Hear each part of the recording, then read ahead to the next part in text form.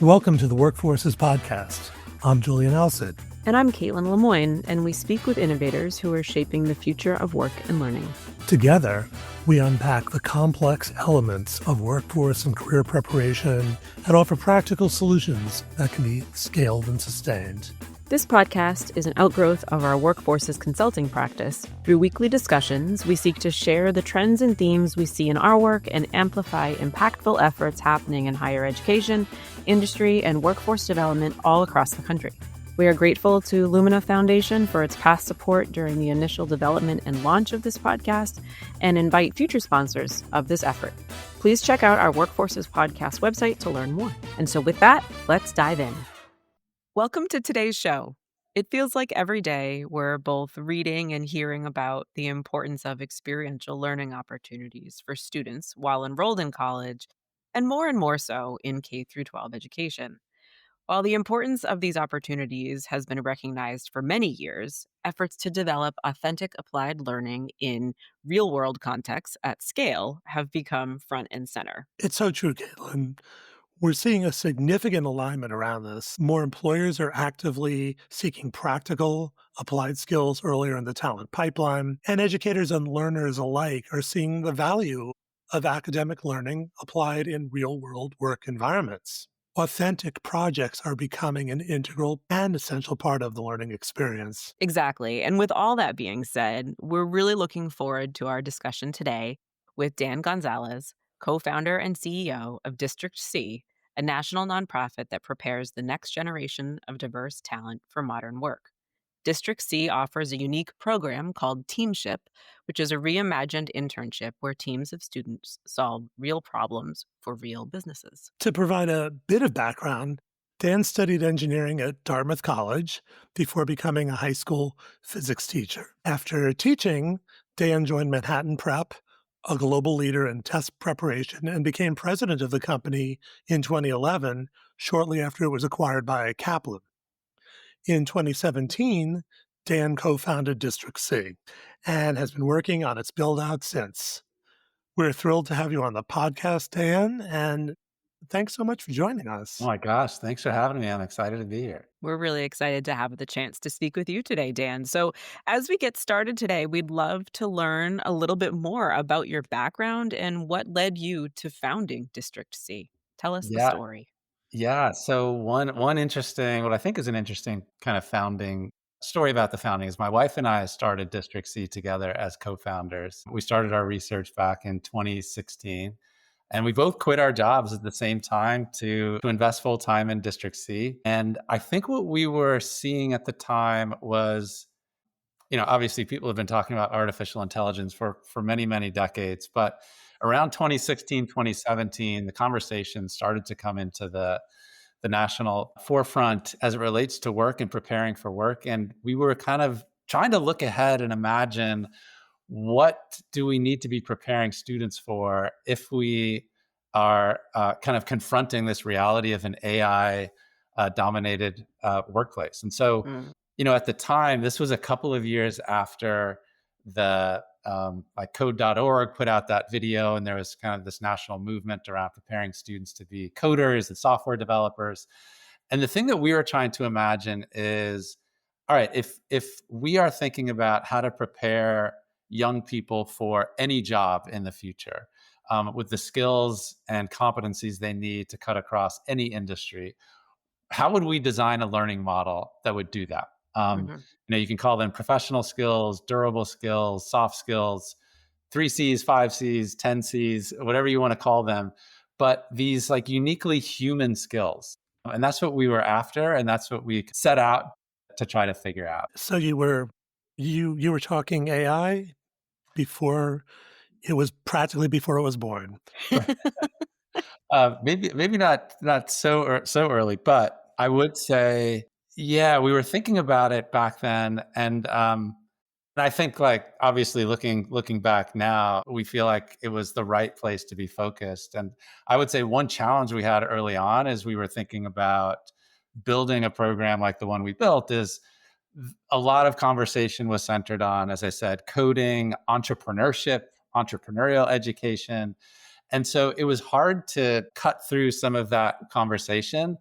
And even though there was a lot of discussion around portraits of a graduate, how do we help students develop durable skills, soft skills? The default in education, as you all know, is to kind of generally come back to the content and focus on the content. And so things like coding, entrepreneurship, et cetera, STEM, where content tends to be at the front and center. Those are the things that tend to carry the day in education conversations. So we had a little trouble initially kind of cutting through some of that and really trying to focus on, all right, if we're serious about durable skills, how do we really get down past the abstractions into learning models that really help students develop these things? Yeah. And so it took a couple of years of trial and error and experimentation with the model that we built before we started to kind of feel like the conversation was changing. Okay, so how are you teaching durable skills? What is the program model? Yeah, This yeah. is this is the question everyone wants to know. Yes. So the program model is called Teamship. You can think of Teamship as a reimagined team-based internship where teams of students solve real problems for real businesses in the community. And all the while, they're getting coached by an educator who's been trained and certified by District C. And so students are getting proactive support as they're going through this, generally 25 to 35 hour experience. The thing that we learned early on was putting students in teams and asking them to solve a real problem actually ended up being the easy part of the model. Of course, it takes work to go out and find businesses, engage them, prep them, tee them up for the experience, et cetera. And that's a whole system of work that requires attention and care. But I think what we learned was the most difficult part was helping students actually get better at the work. So it's not enough just to create the experience and create the context for the experience. To help students actually develop these skills, you actually have to coach them proactively and consistently. And as I mentioned before, kind of break away from the abstractions and get down to observable behavior. So just as an example, if I were to say, Julian and Caitlin, I'm watching you do your teamwork, you're solving a problem for a business. Just keep in mind, be team players, respect your teammates. Those are abstractions, right? Students don't really know what to do with that kind of coaching. So what we try to do is break those abstractions down into ways of working, tools, protocols, et cetera, that we can coach students on and actually observe those in their work.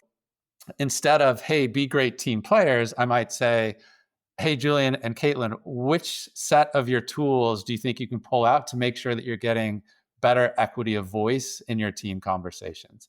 And they should know, like, oh, if I take tool X, Y, and Z and snap them together, it will create more balance of voice in our team conversation.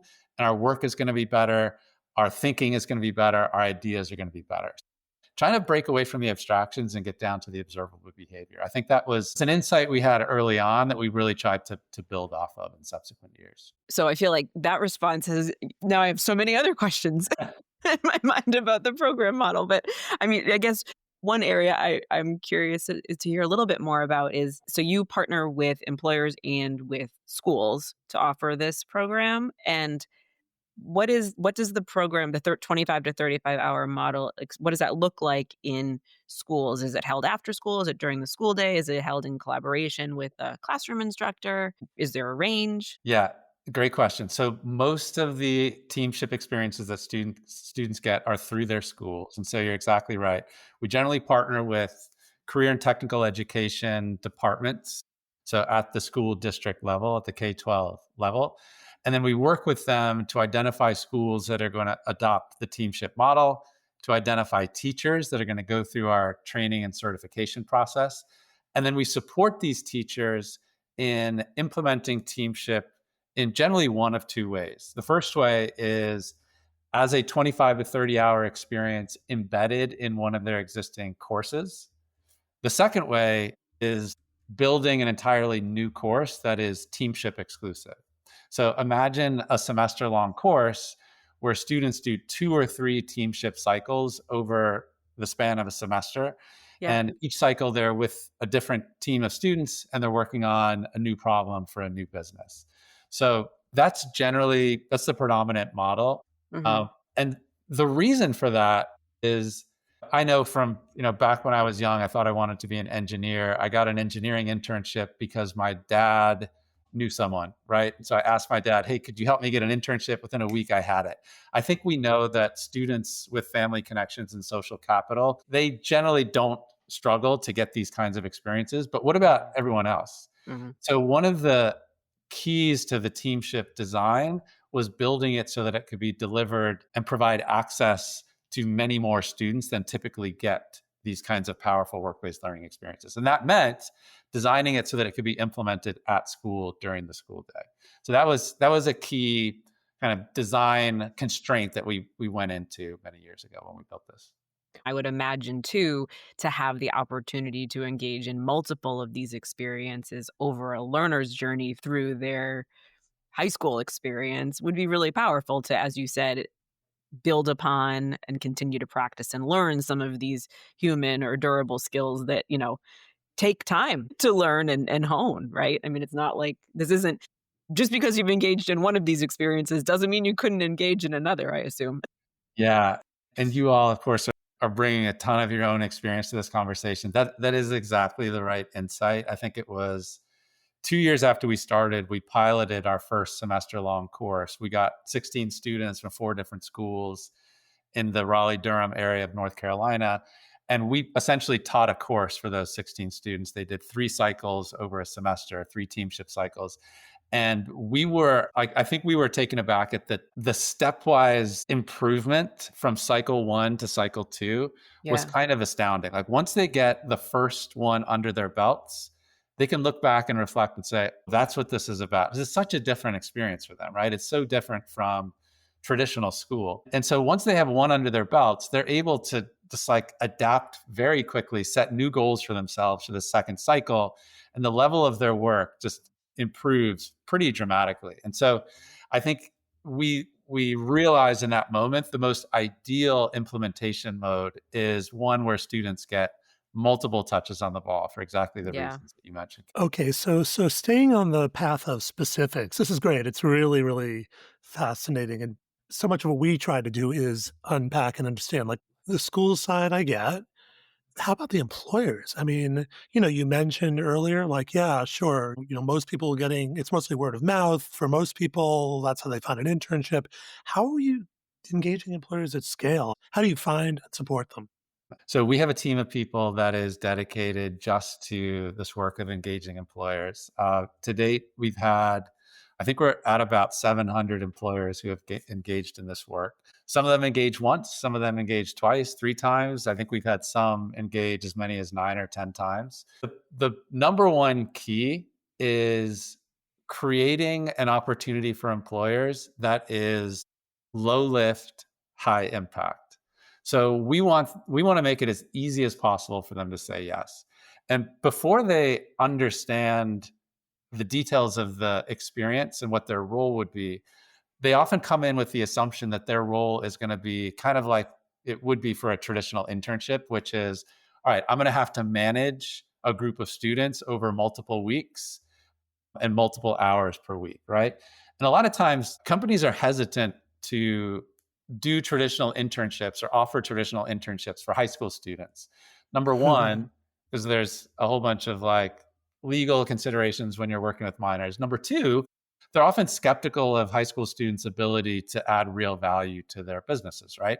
So what we try to do is counter both of those potential skepticisms, right? So the Mhm. first thing we say is, look, this is going to be a 5-hour experience for you over the course of 4 to 5 weeks. The first hour or so is going to be working with us to scope the problem. We're going to actually write the problem statement. We're just going to kind of interview you, business partner, to understand what's keeping you up at night. And then we're going to Mhm. craft a business problem statement that will be accessible to high school students. And then the rest of those 5 hours, you're going to meet with the student teams 3 times.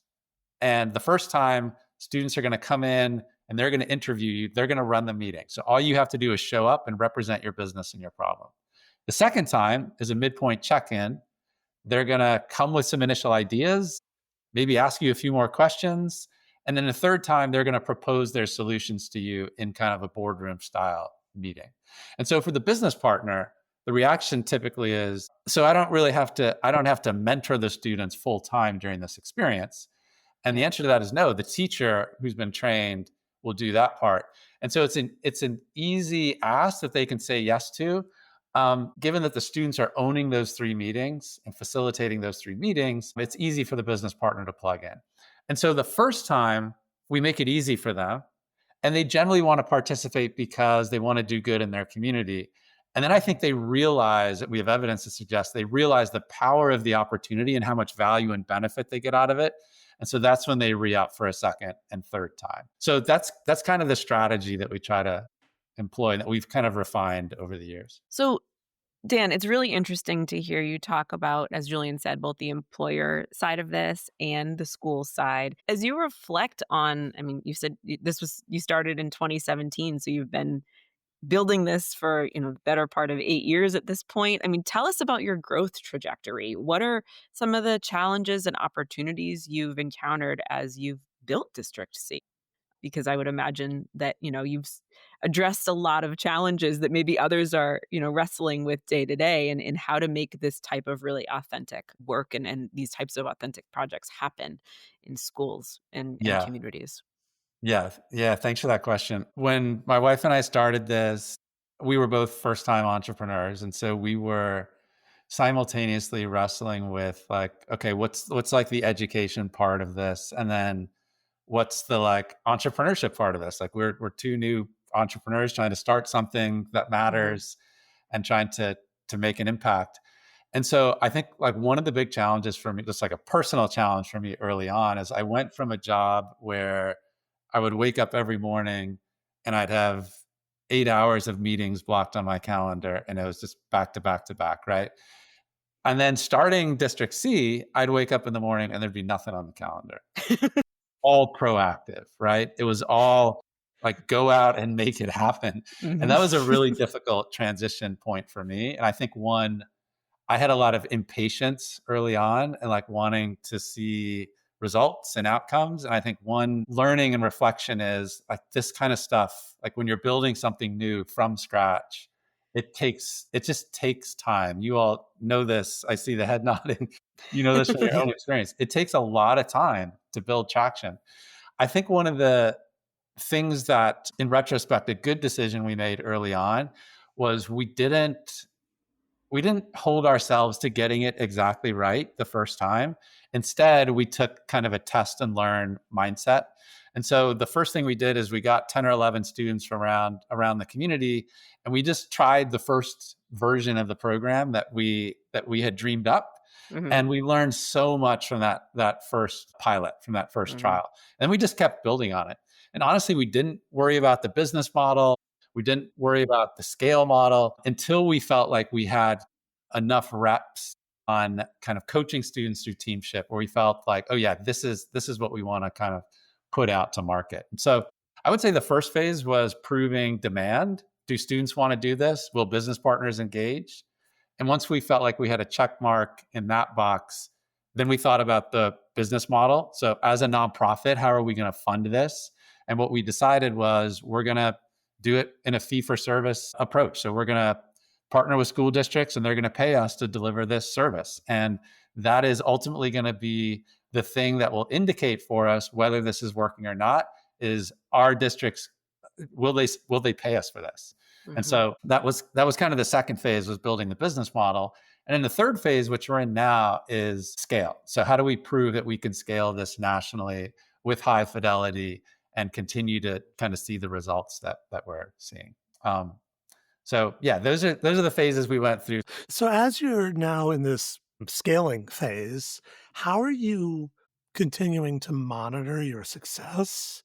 And you kind of, what sort of data do you collect?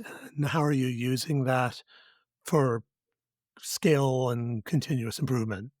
I would say the primary answer is we try to stay really close to the work, observing students doing the work, staying in close contact with teachers and coaches who are coaching students so that we're getting constant feedback from them on what's working and what they're struggling with. We also do some formal surveying of students and teachers and business partners. to get a sense for like, hey, at the most basic level, would you recommend this experience to someone else? And so we monitor that kind of data.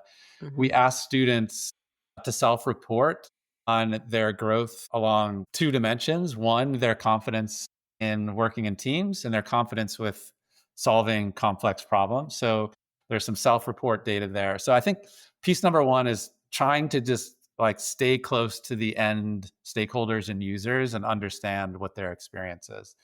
The second thing, as I mentioned a couple of minutes ago, is like through market signals. So when we're having conversations with prospective district partners, is this concept resonating with them? And is it resonating to the point where they're willing to spend some of their budget to put this in front of students, right? And so I think that has been an important just like market indicator of how valuable what is the perceived value of this kind of work in the market.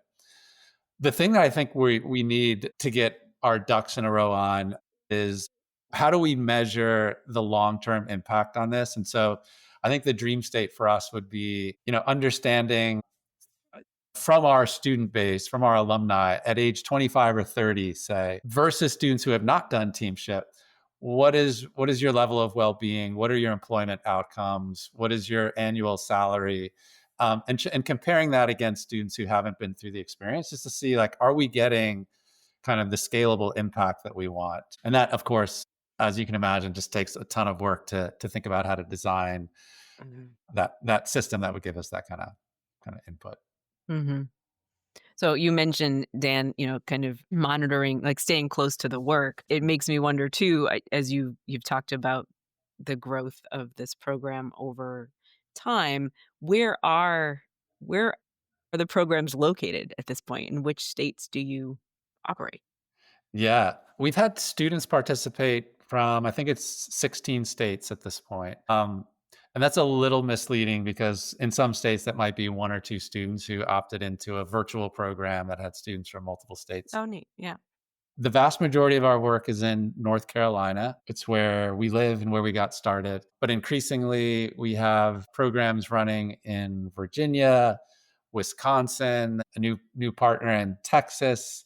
And so, honestly, to this point, we haven't really had a state strategy as much as we've just like followed the energy. So where we get interest, we'll partner, and where we have the right mission alignment with partners, that's where we invest our time. And so it's kind of just by happenstance where kind of these pockets of Mhm. activities are happening. Do the relationships with the districts look similar around the country as this is evolving, as it's building out? Yeah. I would say generally speaking, they do. So usually the first conversation is with the career and technical education director at the district Mhm. level. And the implementations tend to be in CTE courses, oftentimes in entrepreneurship or business principles or marketing courses, what have you. And so we're definitely seeing some patterns in terms of how CTE directors are valuing this work, where they're trying to plug it in, why it matters to them. But certainly on the edges, you see variations and kind of custom implementations depending on specific geographies and program needs. And I would say most of the time, a school district is wanting us to help them engage businesses in their backyards. Yeah. Sometimes they want to expose their students to businesses that exist in other parts of the country, but usually they're trying to create a community around this work in their region. And they're often bringing really deep relationships with business partners that they want to deepen even further. And they see Teamship as a way to engage them on a different level. So in your response to that question, I feel like we're kind of naturally going in this direction, but we always like to tie the podcast conversation a bit to the title of the podcast, which is workforces. So thinking about, everything we've talked about today, and I think you've given us a lot to think about here, Dan, but what practical steps can our audience take to become forces in supporting secondary school learners to obtain applied learning experiences? I think Teamship is a great way to connect the education community, the educator with the business community. And so I would say if you are running a program for young people, whether it's a workforce development program that exists in a community college or a higher ed setting or in a K-12 setting, a teamship is a great way to get students involved with businesses in the community. If you are a professional that works for a business and you're interested in doing what you can to help young people prepare for their futures, obviously we're always looking for business partners to engage in this work and would love to have a conversation. I think though, generally just beyond teamship, as we're thinking about preparing people for their futures, I think kind of embracing a shift from, hey, to prepare for a job or a career in your future, you need to develop skills around this very specific type of job or career, right? And it's generally skill based, relative to a career pathway or a career sector, whatever it might be. And I think that's really important, especially as jobs are changing and the types of jobs that are emerging these days we hadn't even imagined 10 years ago. So certainly there are skills and competencies that young people need, but I think we need just as much weight on the transferable skills that students can take across any career path or any career journey that they might embark on. We talk a lot about the importance of durable skills, but I think we need to get really serious about how we help students develop those. And I think employers have a responsibility to help educators think about that and to engage in that kind of work. Yeah, I mean, I think, and especially with fluidity in the job market, Yeah. and it's more and more about, what are the bucket of skills you've accumulated and how can you now apply them in new realms and new places, both to figure out what you like and where you want to go and where's the fit, but also because everything is in flux. So I think, this idea of having a series of experiences where you're building these skills and there's a lot of overlap and the durability develops in that build. Well, and I do think too, I mean, for high school learners, I think often coursework is subdivided right into particular subject areas. And it's like, actually, though, in most settings, we're not working in a Mhm. one subject area, right? We're working in a cross-disciplinary way. And to make that more transparent for people and to like have these types of team-based experiences, project-based experiences that integrate those skills, I think helps to proactively and intentionally share exactly what you're saying, Dan, right? That like we don't like as much as you of course need to focus on building out specific knowledge and skill domains, there's a lot of integration. And it's actually in the integration of those skills that where a lot of the magic happens. So Yeah, well said. Yes, indeed. Well, so Dan, as we wind down our conversation, this has been really fascinating. So, again, so appreciate your time and wonderful to hear how your own process, your own thought process here, and yeah. how this has all unfolded. How can our listeners learn more and continue to follow your work? Yeah, so districtc.co is our website. We have a page on there called The Latest where we have updates, and there's a contact form there. And so that's how most people will find us and reach out. And you can find me on LinkedIn as well. I'd love to hear from you. Would love to continue this conversation. And yeah, that's a spot you can get in touch with me directly. Great. Well, thank you so much for taking the time to speak with us today, Dan. It was a Thanks pleasure. so much for having me, Caitlin and Julian. I really appreciate it. Thanks for doing this work. It's important. Yes, thank you, Dan. We hope you enjoyed today's conversation and appreciate you tuning in to Workforces. Thank you to our listeners and guests for their ongoing support, and a special thanks to our producer, Dustin Ramsdell. If you're interested in sponsoring the podcast or want to check out more episodes, please visit workforces.info/podcast. You can also find Workforces wherever you regularly listen to your favorite podcasts. If you enjoyed this episode, please subscribe, like, and share it with your colleagues and friends. And if you're interested in learning more about Workforces Consulting, please visit workforces.info/consulting for more details about our multi-service practice.